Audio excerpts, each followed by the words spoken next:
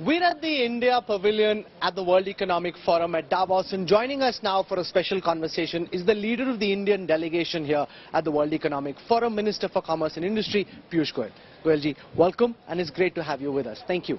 Thank you, Rahul. You know, what I find very interesting at Davos this year, apart from the weather, is that it almost seems as if India has taken over the promenade. You've got Andhra Pradesh, Tamil Nadu, Maharashtra, Madhya Pradesh, Telangana, Karnataka, and this huge India Pavilion. And Wipro, Infosys, HCL, some of the people at WEF were saying it seems as if India has taken over WEF this year. Well, India is the future, and most parts of the world today recognize that the talent pool that India has to offer, the leadership that we have to offer, the policies of the government which are very focused to an emerging strong country, and the fact that we have 1 billion plus people, mostly youngsters, aspiring for a better quality of life, provides the world's greatest opportunity for other countries. And therefore, we were very keen that the world sees India in full strength.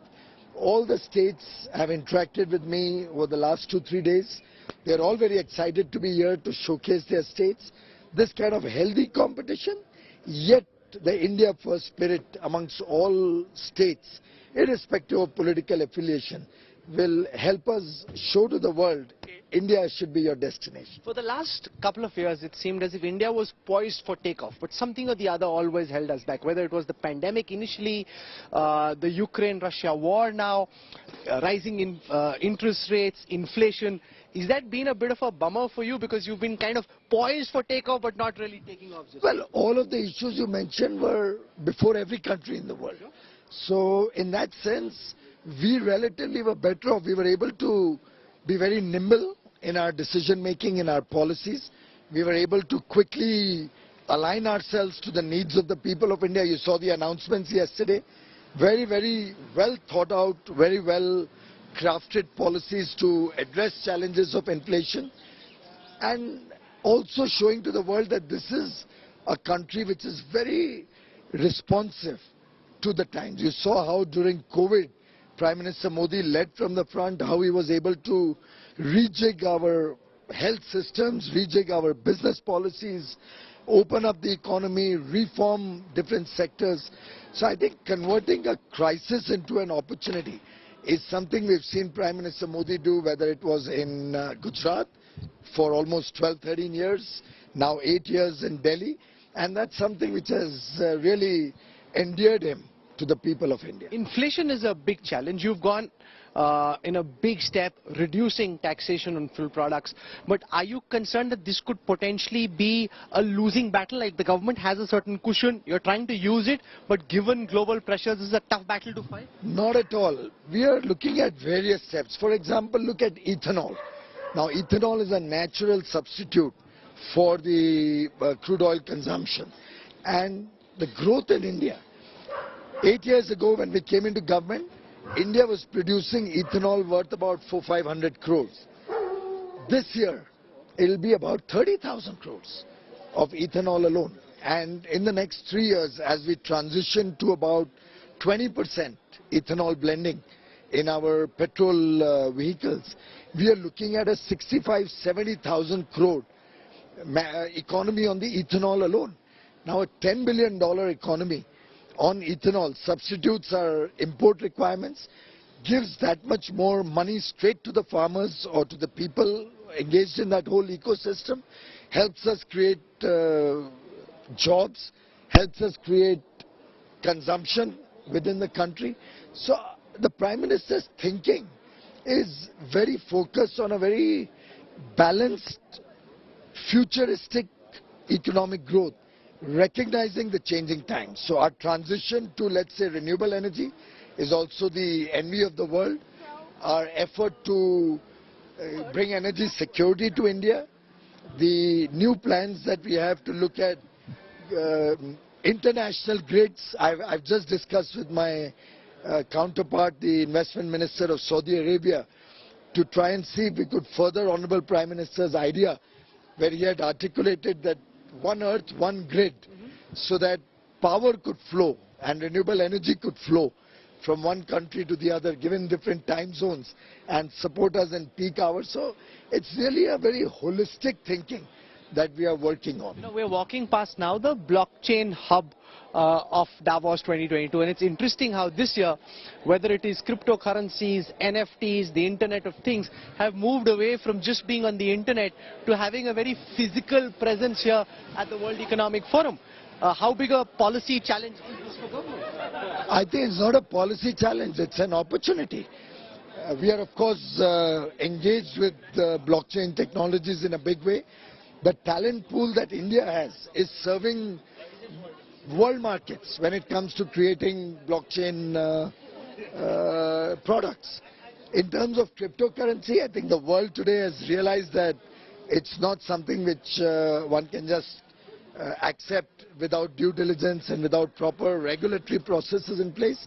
We are looking at a digital currency, which the Honorable Finance Minister announced. But we certainly are clear that unregulated cryptocurrencies cannot provide any alternate payment mechanisms. But the tax that you've imposed on cryptocurrencies trading seems to have sapped a lot of the enthusiasm. A lot of young people your son's age would be very unhappy. We invested so much money and government is now pouring water on us. Not at all. With the current meltdown of cryptocurrencies, I think the world today is recognizing what we recognized much before. So we recognize that these unregulated cryptocurrencies are not good for the Indian ecosystem. Now the youngsters, whoever may have invested, and I assure you, my son is very, very averse to cryptocurrencies. I think the world is now recognizing. Age, I say. Yeah. So one of your big successes as Commerce and Industry Minister has been the uptick in merchandise exports. Substantial uptick being seen, even though imports also are going up. But on exports, how sustainable do you see this be? And how concerned are you with the fact that while exports are going up, imports also simultaneously seem to be going up? First of all, exports are not going up this time around as a matter of chance. They are going up through a design. And a very, very focused effort, again led by the Prime Minister on the front foot, where he engaged with missions all over the world, where he looked at all the exporting community, the different sectors, encouraged them to think big, encouraged them to be bold in their ambitions, and we actually exceeded a target which most people believe would never happen. Now we are working for the next year and the year after. And our entire mission is designed to go up to $1 trillion of merchandise exports, $1 trillion of services exports by 2030, and we want it to be a race to the top. And that's the kind of challenges that India today likes to take on, that the world today recognizes that India is well poised to do. As regards imports, I'm not a very particularly worried person about increasing imports for two reasons. Some of it is, of course, largely petroleum product driven. Some of it is coming in the form of gold and diamonds and jewelry. And both of these help our export economy also. But having said that, the other products that come into India now show that there is a demand. And this demand will generate investment activity in India.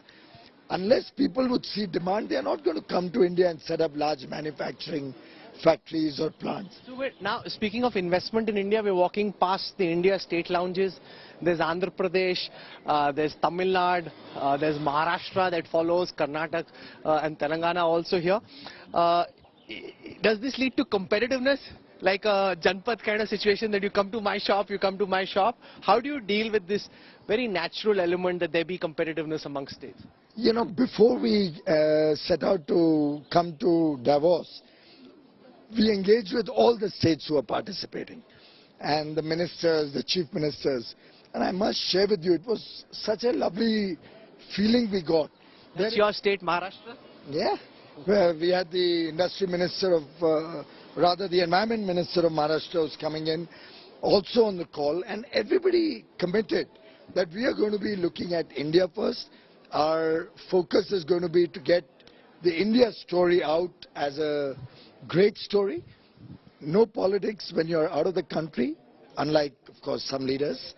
But business-minded and sensible Indian leaders have all committed that our competition among states would be very healthy, in the best interests of India, would only lead to more investments coming into India, and therefore I think what's happening is good for the country. One of the Modi government's big promises was that of a $5 trillion economy by 2022. On account of the pandemic, that's pushed back. Do you have a calculation at this moment, Minister, of how long it could be before we hit that target? Well, I think that's something the economists are more adept at doing, and they would be working on it. But my own sense is the way we are calibrating our policies to address these challenges, we'll be able to make up for some of the lost time and the lost opportunity very quickly. We are also seeing a lot of investment activity. I don't know if you notice, for the 7th year running in a row, we've been able to have a record FDI in India again.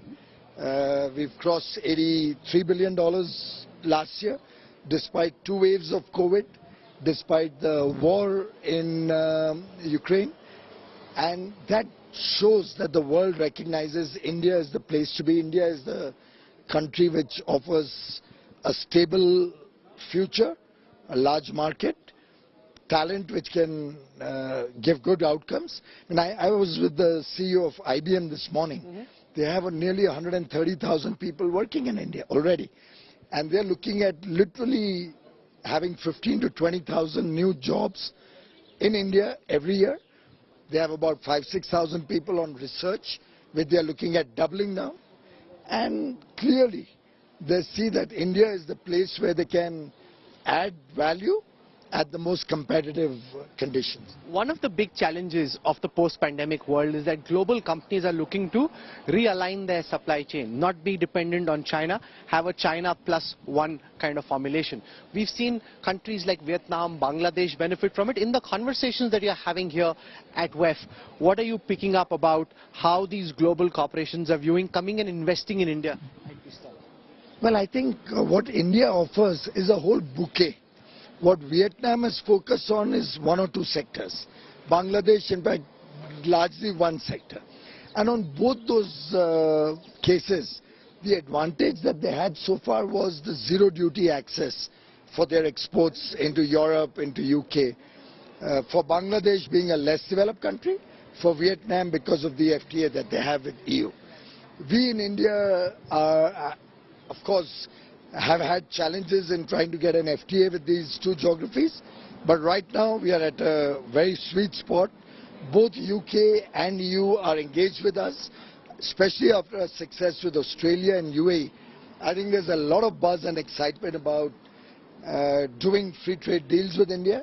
The large market opportunity is exciting for businesses in these countries. Let me give you a simple example. We have JCB in India. If JCB was to manufacture in UK, they wouldn't be able to get 10 countries as their market. But when they manufacture in India, with their technology from UK, they are able to sell to over 100 countries out of India. They become competitive. They're able to capture the markets in a large number of countries because of that price competitiveness. And I think that's where more and more companies realize India is the place to be. So our government has put curbs on wheat exports. You came out publicly speaking of sending trade delegations. The Prime Minister spoke in April at a public forum about trying to feed the world at a time of crisis. And then there seems to have been a bit of a change in policy. Can you explain the thinking in government between earlier and now and why? First of all, we are a government which is responsive to changing times. We don't stand like dinosaurs on any one issue until the situation remains normal. Then, of course, things continue as normal. Bear in mind, India's own trade in wheat in the world is amongst the lowest. We hardly had, what, 0.3, 0.5% of the world trade in wheat. Our exports of wheat until 2 years ago was probably under 200, 300,000 tons. It's only 2 years ago that we went to 2 million. And last year we did 7 million tons of wheat export. That was a time when our production was high. We had some moderate surpluses which we could export. We were expecting this year also to have a bumper harvest and be able to continue the trend. From 7 million we were hoping to be able to increase it slightly. But as the whole world is aware, we had a heat wave in the northern parts of India. Production is down. Initial estimates show 5-6% production being down. We'll have to wait for final estimates to come out. At the same time, our exports in February, March of last year, also in April and until the 13th of May when we brought in some curbs, have just skyrocketed. So to give you a perspective, April last year, we exported 240,000 metric tons. April 2022, last month, we exported over 1.3 million metric tons. That's 6x, 5 or 6x. Now with this kind of a rapid landscape change, we felt that it would, in the long run, going forward, say 3 or 4 months, 6 months down the road, it could have very detrimental effect on our food inflation. And therefore, considering the food security of India and all Indians, and at the same time, to ensure the orderly distribution of the grain that we are exporting, we thought some curbs would be good. If you see the notification, we have specifically said we will encourage governments to talk to India, and wherever we can support governments, India stands ready and willing to do that. But for their own domestic requirements, we don't want hoarding and we don't want the grain to be concentrated in a few hands. The idea behind the curbs are to ensure more democratic distribution of grain to the countries which really need it, rather than speculators and hoarders getting a hold of the grain and, let's say, manipulating the market. But the flip side to this would be those who push for agrarian reform would say when it comes the time of farmers to make money, then the government puts such curbs. And therefore, how are we actually pushing any kind of farming liberalization? So would Rahul I agree with at all, would Rahul Kanwal advocate we let the wheat prices go through the roof? So this is an internationally accepted practice. You saw Indonesia putting curbs on edible oil, palm oil exports from their country last month. Today, 7 or 8 countries have already put curbs on grain exports from their countries. So I think this is a situation where every country in the world always ensures that their own markets remain stable and orderly behavior within their own geographies, and at the same time they would like to ensure that the free market prevails. It's a delicate balance, and India, I think, has been able to continuously demonstrate that we are very much there in the free markets. We are very much a market driven by open and transparent business practices. Having said that, we have also demonstrated that it's India first, our people come first, and our people certainly need and deserve to be protected from unmitigated price increases. As we come towards the end of this interview, I want to ask you about concerns being raised here in Europe about India's decision to continue importing oil from Russia. Is that something which in your interaction with world leaders is being raised, or have you been able to push and explain India's case? Incidentally, Rahul, there's no need to push India's case. The sanctions have kept the energy products out of the sanctions. There is no sanction. Nobody is stopping us from importing oil from Russia. By the way, I'm sure you read or you heard Dr. Jaishankar's comment. What we are importing in India from Russia is a minuscule quantity compared to what Europe is doing. As he said, in one afternoon they consume or import more than what India does in a month or two. So really there's no debate, and nobody has raised that issue ever. In fact, if at all, the US Sherpa, my counterpart on the G20, when he met me and visited me in Delhi, probably end of March or somewhere thereabouts, he said we have absolutely no problem. You import any energy needs from Russia, any food grains from Russia, we have absolutely no problem. And I received an email from him that same evening, confirming to me. I said, you please confirm it in writing. And I've got an email from him saying that that's completely out of the sanctions. So I think it's people are raising this issue without understanding what the issue is in the first place. And WEF in January, WEF in May, the sun is out, you're not slipping as you walk. It's very different. Which one do you prefer? The Europeans, of course, may like the sun and the weather conditions now. But for us from India, given that we already have enough heat and heat waves right now in large parts of India, including Delhi, I think the winter Davos had an identity and a charm of its own. But having said that, we recognize that there were difficulties.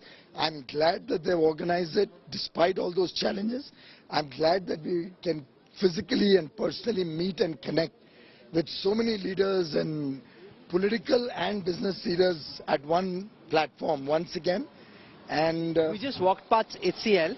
If you see net, including the India Pavilion, the Indian states, Wipro I see right in front of us, there is more India. There's more India than any other country. What is it that our companies and states are seeing which others aren't? Why is there more India than any other country? That's where the opportunities lie. That's where the world sees business potential. And to my mind, India is the place to invest. India is the place to do business with.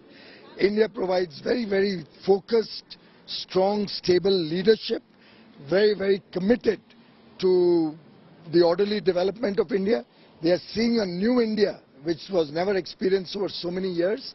And this new India under Prime Minister Narendra Modi has become the preferred destination of the world today. Well, we wish you all the best. I see your staff frantically waving out. Your next meeting is here. We have over 55 engagements already on the calendar in 3.5 days. And that's the excitement about India. I'm meeting leaders from across the world, business leaders of the top CEOs of large multinationals, which clearly shows the interest that they have in talking and working with India. We wish you all the best. I hope you have productive meetings, and thank you so much for it. Thank you. Thank you.